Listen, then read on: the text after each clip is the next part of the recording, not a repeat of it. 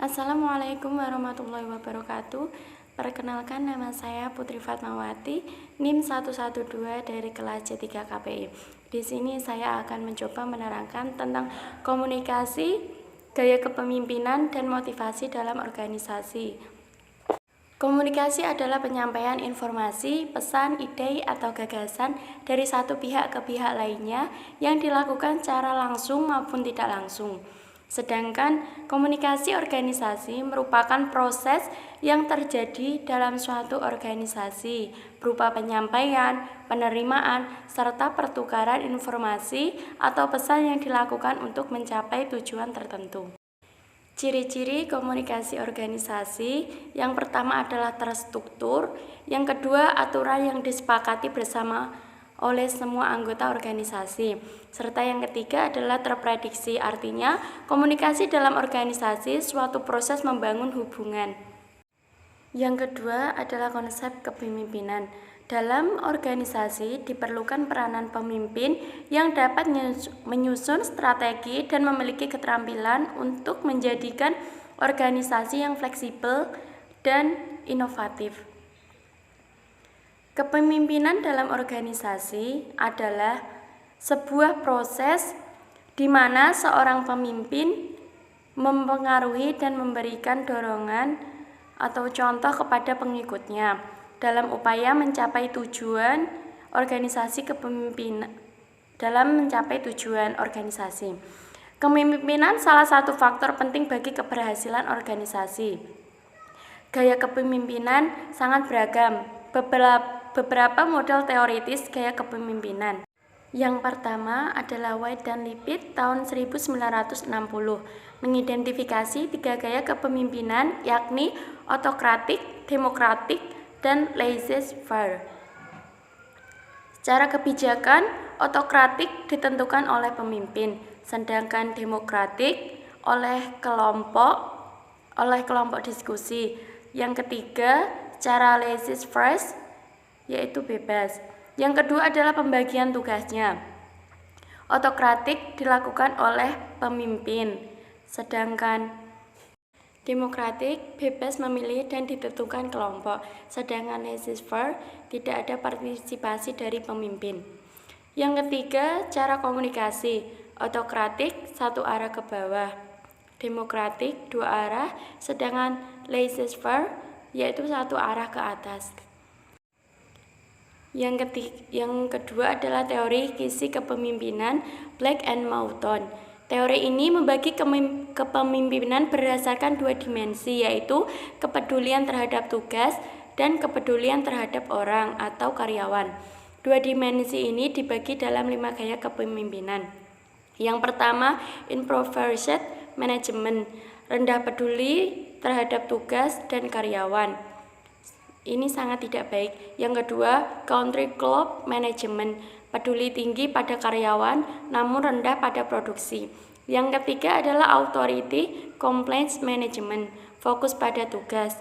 Yang keempat, middle of the road management, artinya keseimbangan antara produksi dan karyawan. Sedangkan yang kelima adalah team management, bekerja sama tim untuk mencapai tujuan. Yang ketiga adalah teori 3 dimensi, mencakup kepedulian terhadap tugas, kepedulian terhadap karyawan. Yang ketiga adalah efektivitas.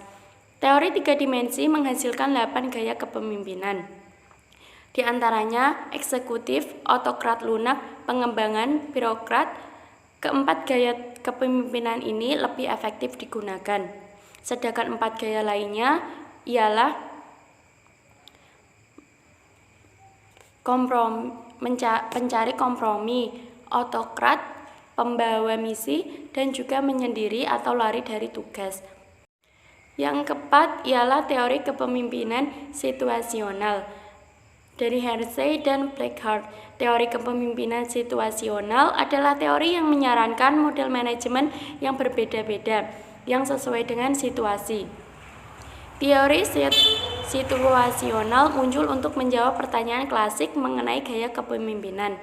Ada 4 gaya kepemimpinan. Yang pertama adalah memberitahu atau telling. Yang kedua, mempromosikan selling. Yang ketiga ada berpartisipasi atau partisipasi. Yang keempat mewakilkan atau participating.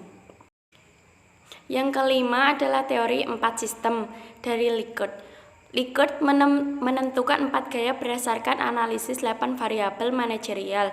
Yang pertama adalah kepemimpinan, motivasi, komunikasi, interaksi, pengambilan keputusan, penentuan tujuan, pengendalian, serta kinerja. Likert membagi gaya manajerial menjadi 4 sistem.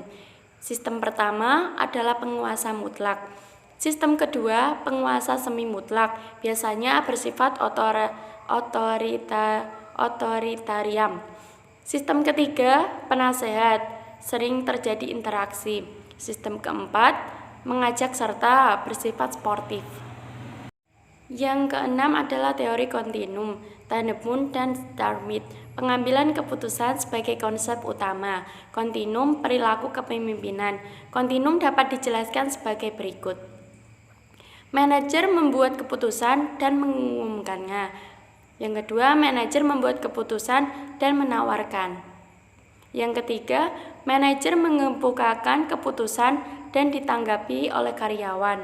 Yang keempat, manajer membuat keputusan sementara dan dapat diubah. Manajer menentukan batasan dan meminta bawahan membuat keputusan. Menurut mereka, ciri pemimpin yang berhasil adalah yang tidak melakukan pengawasan terlalu ketat atau terlalu longgar kepada karyawannya. Yang ketujuh adalah teori kebergantungan Fielder. Menurut teori kebergantungan Fielder, keefektifan pemimpin bergantung pada hubungan dalam gaya kepemimpinannya serta situasi yang dihadapi. Pemimpin ditinjau sebagai motivasi tugas atau disebut task motivated, dan motivasi hubungan relationship motivation. Karakteristik situasi kepemimpinan yang paling penting adalah relasi pemimpin dengan anggota. Yang kedua, struktur tugas. Yang ketiga, kekuasaan jabatan pemimpin. Dan yang keempat, pemimpin model. Kepemimpinan model kebergantungan menunjukkan bahwa pemimpin bermotivasi tugas lebih efektif dan dalam situasi harmonis dan tidak harmonis, dan pemimpin bermotivasi hubungan lebih efektif dalam situasi yang cukup harmonis. Yang terakhir adalah motivasi.